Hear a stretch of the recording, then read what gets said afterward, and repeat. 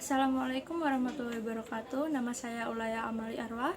Saya dari Prodi Tasawuf dan Psikoterapi Fakultas Usuluddin semester 3. Saya akan mereview jurnal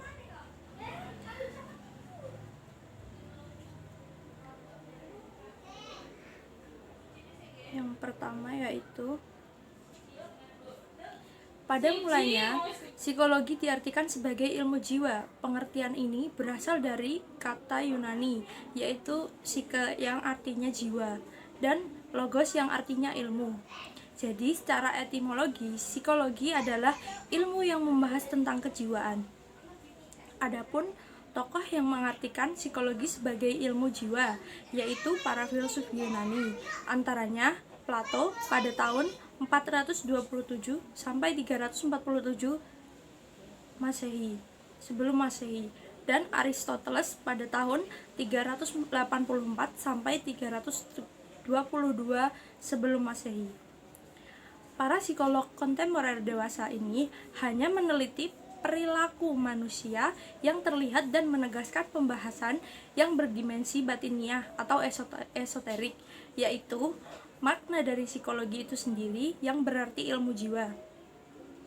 Namun, kenyataannya banyak di antara mereka yang telah mengabaikan dan menegaskan agama yang berdimensi metafisik seperti konsep ruh, kalbu, dan nafs.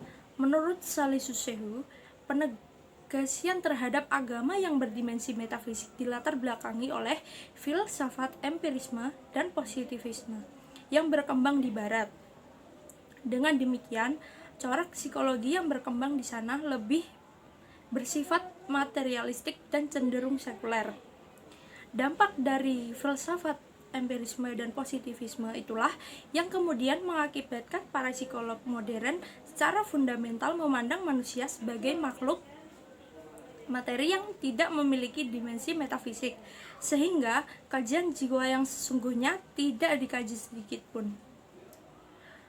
Menanggap persoalan di atas, René Guénon berargumen bahwa psikologi yang berkembang di barat belum berhasil mengkaji eksistensi manusia dan kepribadiannya.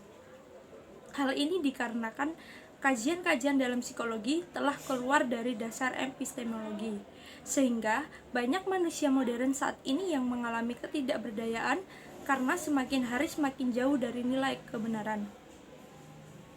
Gangguan psikologis yang dialami oleh manusia modern, salah satu penyebabnya adalah karena para psikolog telah memutuskan hubungan kajian psikologinya dengan dimensi religius metafisis yang bersumber dari Tuhan. Para psikolog modern mengalihkan kajiannya pada benda-benda materi, sehingga psikologis manusia menjadi kering dan tidak sejahtera karena jiwa mereka tidak dapat mereguk energi dari sumbernya. Manusia dipandang sebagai makhluk yang baik dan memiliki potensi yang tidak terbatas. Hal ini berbeda dengan mazhab psikoanalisis yang memandang manusia secara pesimistik. Tingkah laku dan kepribadian manusia dianggap sebagai produk dari masa lalunya. Potensi untuk mengembangkan diri direduksi, sehingga seseorang yang mengalami masa kelam di waktu kecil seolah-olah tidak ada lagi harapan untuk menjalani kehidupan secara normal. Mazhab psikologi humanistik juga berbeda dengan mazhab psikologi behavioristik yang memandang manusia sebagai makhluk yang tidak memiliki potensi apapun. Pandangan ini beranggapan bahwa tingkah laku dan kepribadian manusia dipengaruhi oleh faktor lingkungan. Manusia seolah-olah tidak memiliki jiwa, potensi, bakat, kemampuan, kebebasan, dan tanggung jawab. Citra manusia diartikan sebagai gambaran umum mengenai manusia, sedangkan kepribadian atau personality diartikan sebagai topeng. Menurut Al-Wisal, kepribadian adalah pemahaman tingkah laku, pikiran, perasaan, dan bagian dari jiwa yang membangun keberadaan manusia menjadi satu kesatuan yang tidak terpisah dalam menjalankan fungsi dan perannya. Oleh karena itu, kepribadian diartikan sebagai pemahaman terhadap diri atau self, atau memahami manusia sepenuhnya. Dalam Islam, Terminologi kepribadian diartikan mendeskripsikan tingkah laku atau sikap seseorang dan berusaha menilai baik dan buruknya. Menurut Al-Wisal, ID atau IS merupakan komponen biologis yang berada di alam bawah sadar manusia yang orientasinya selalu mencari kesenangan dan kenikmatan atau unsur hewani manusia atau insting.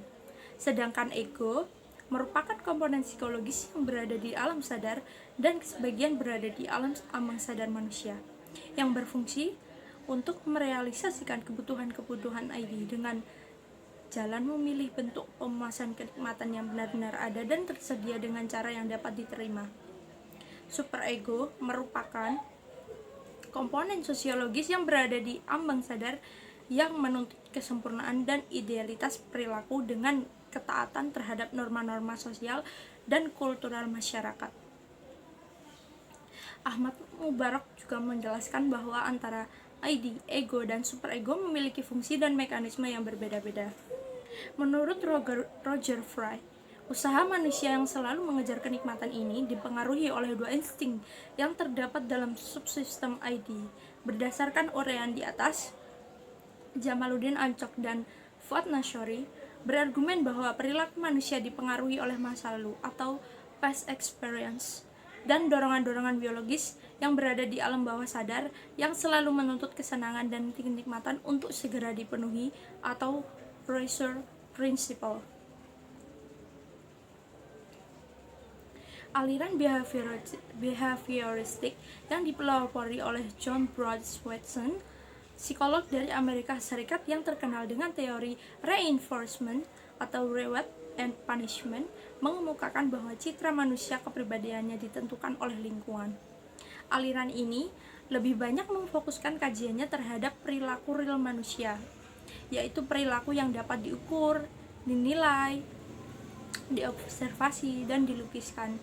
Oleh karena itu, dapat disimpulkan bahwa dalam aliran behavioristik, perilaku manusia sangat ditentukan oleh lingkungan,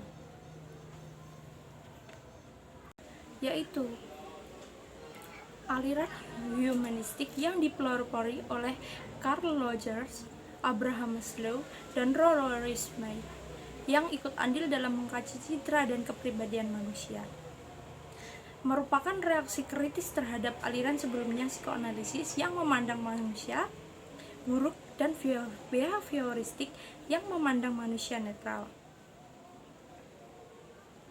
Bastaman menyatakan bahwa aliran humanistik yang memandang manusia baik dan mengerti akan makna hidup memiliki kualitas insani yang positif dan memiliki masa depan merupakan teori yang sejalan dengan teori Islam. Islam memandang bahwa manusia memiliki fitrah suci dan dibekali segudang potensi, sehingga memiliki kesempatan untuk merubah nasib atas aslinya.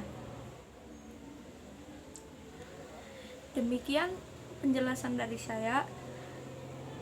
Mohon maaf apabila ada kesalahan. Wassalamualaikum warahmatullahi wabarakatuh.